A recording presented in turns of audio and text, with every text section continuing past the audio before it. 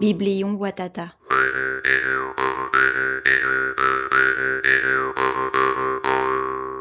Fable cosmogonique d'un univers utopique et possible.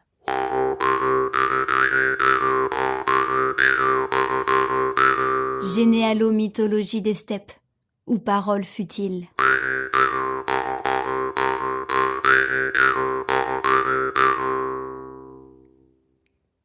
C'est dans un séisme galactique, au contact de deux bouches, que naquit le peuple des steppes, de cette puissance tactile et irréversible formatée par la passion de Brion, étoile première, et d'Inuit, trou noir voyageur d'un cosmos en expansion, se répandit les mondes.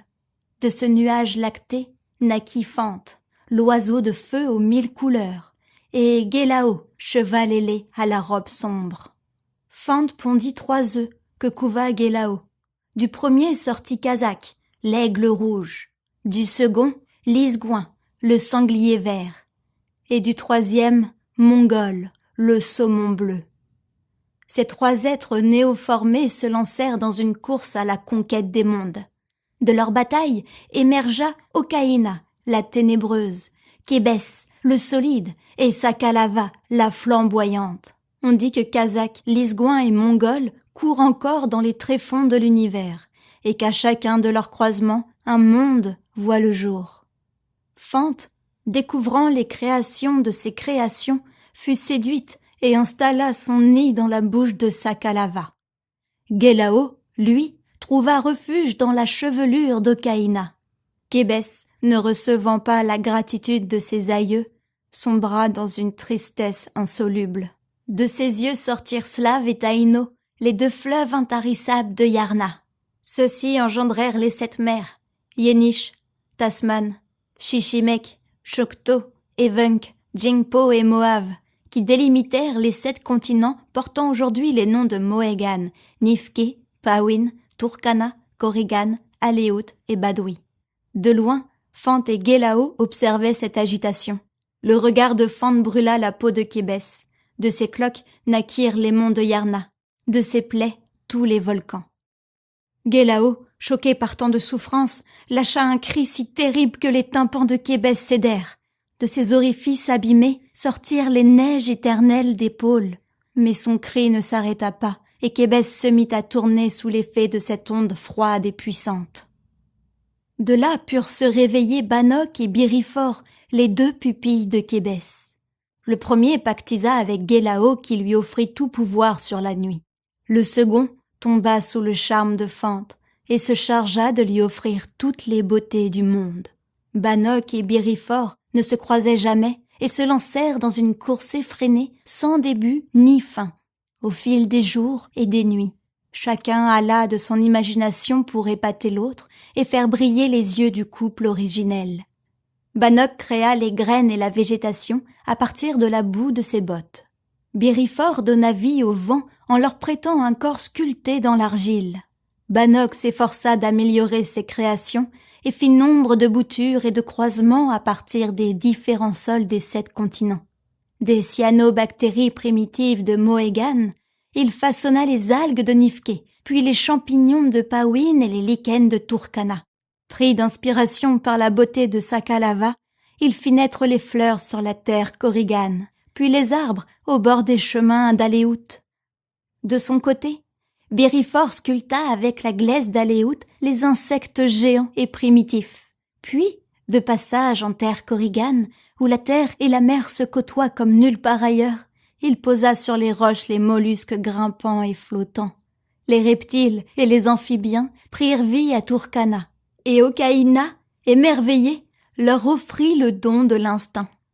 Poussé par la beauté de ses créations, Birifor entreprit, sur les terres Pawin et Nifkéennes, de s'attarder sur ses sculptures et de donner vie aux oiseaux et aux poissons. Comme le temps lui manquait pour finaliser son œuvre, Gelao détourna la trajectoire d'Okaina afin de cacher un peu plus longtemps les rayons solaires de Sakalava. Quand il eut achevé son labeur, les poissons envahirent les 7 mers, et les oiseaux s'emparèrent du ciel infini. Arrivé à Mohegan, il façonna les premiers mammifères et les laissa prospérer et évoluer à leur guise. Le continent badoui resta longtemps désert, et les deux géants continuèrent leur course inachevable au milieu de tous ces végétaux et animaux pendant d'innombrables années. L'alchimie chaotique du monde se structura avec le temps, et la nature, esprit de Kébès, prit ses droits et ses devoirs. On vit apparaître 1000 paysages divers et variés, des grandes plaines fertiles aux montagnes arides, des plateaux vallonnés aux littoraux abrupts, des déserts glacés aux forêts tropicales.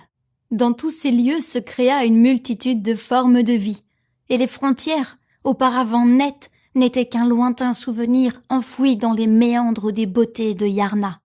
Ressentant toute cette vie et désirant rendre jaloux Fante et Guélao, impuissant devant toutes ces splendeurs, Kébès usa de ses pouvoirs de création pour faire naître, en chaque continent, un être doué du même don que Bryon et Inuit, celui du sentiment et de l'amour des choses.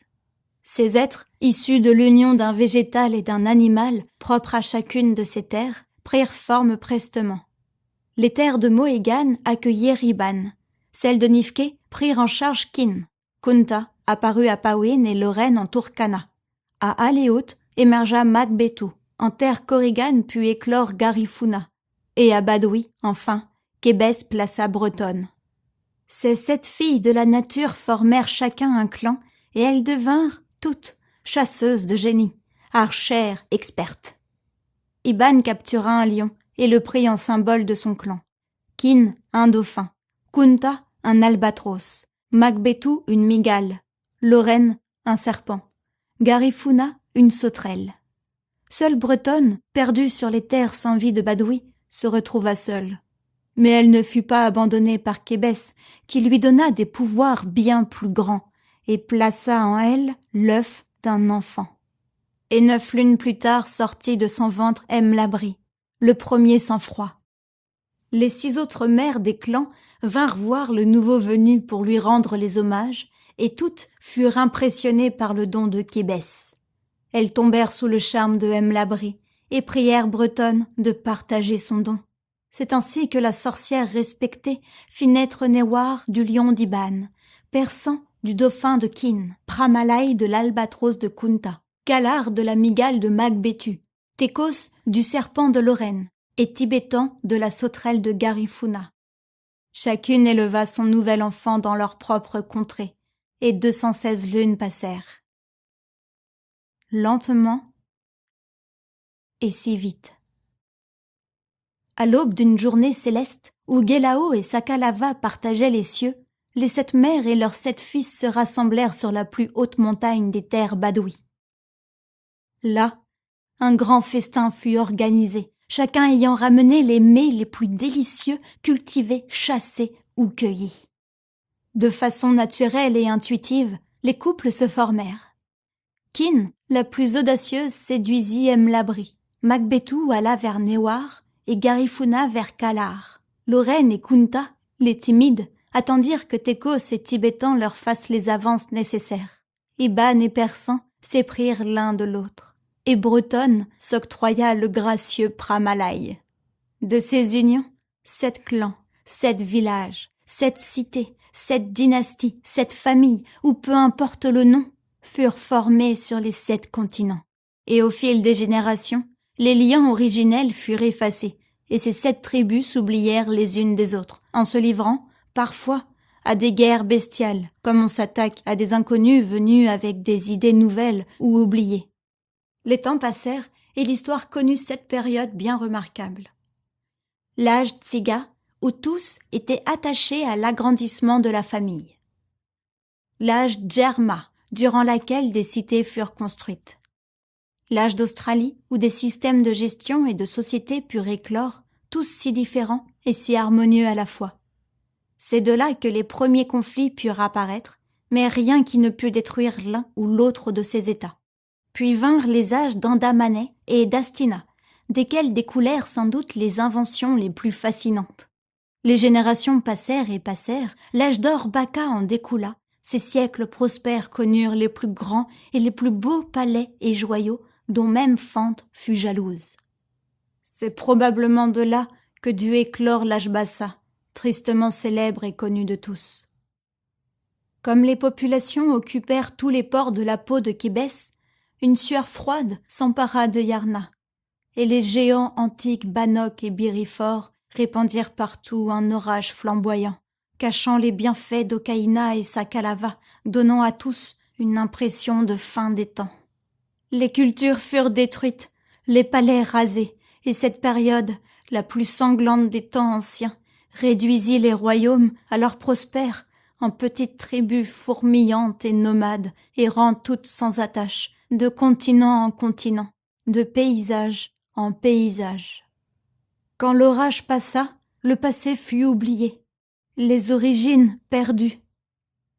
Et il est dit que seul un envoyé de Gélao pourra un jour ramener puissance et prospérité au peuple des steppes, et que de cet envoyé apparaîtra la lumière de l'âge Batak.